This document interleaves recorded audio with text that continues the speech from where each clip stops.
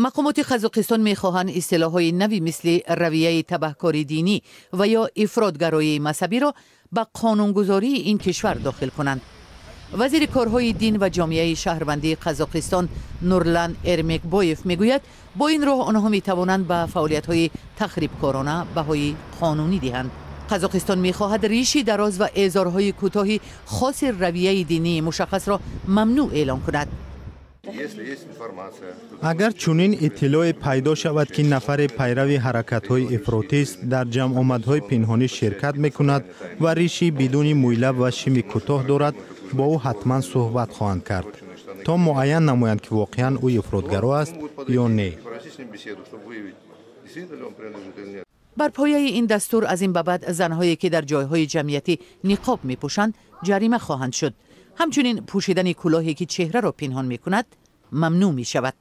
مقامات قزاقستان جلب نابالغان تا 16 ساله را به مراسم‌های دینی بدون اجازه والدان منع کردند.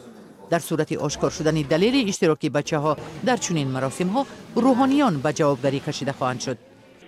امام خطیبان موظف شدند که دستورها را در درآمدگاه مساجد نصب کنند. گذشته از این کمیته دینی قزاقستان رویخط حرکت‌های ممنوع در این کشور را ترتیب می‌دهد. مثلا رویه salafiyaro ما حرکت تبهکاری مذهبی می‌شماریم و احتمالاً آن را در این رویخط وارد خواهیم کرد.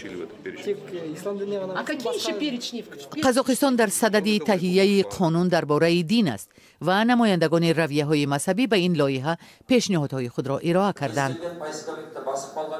در اینترنت در دلخواه موضوعهای مذهبی سامانه‌های افراطی رو می‌زنند که موقع خود را به اصطلاح به دیگران بار می‌کنند.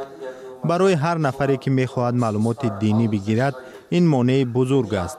از این خاطر من پیشنهاد دارم که در دایره بررسی این لایحه بار دیگر به مخزن‌های اطلاعاتی دینی در اینترنت توجه و اگر لازم آمد محدودیت جاری شود. شهروندان قزاقستان برای تحصیل در مدرسه‌های دینی خارجی تنها بعد ختم تعلیمگاه‌های مذهبی داخلی اجازت می‌گیرند. همچنین به خادمان دولتی طاعت و عبادت در ساعت‌های کاری و سوء استفاده از منصب به خاطر دین منع می‌شود.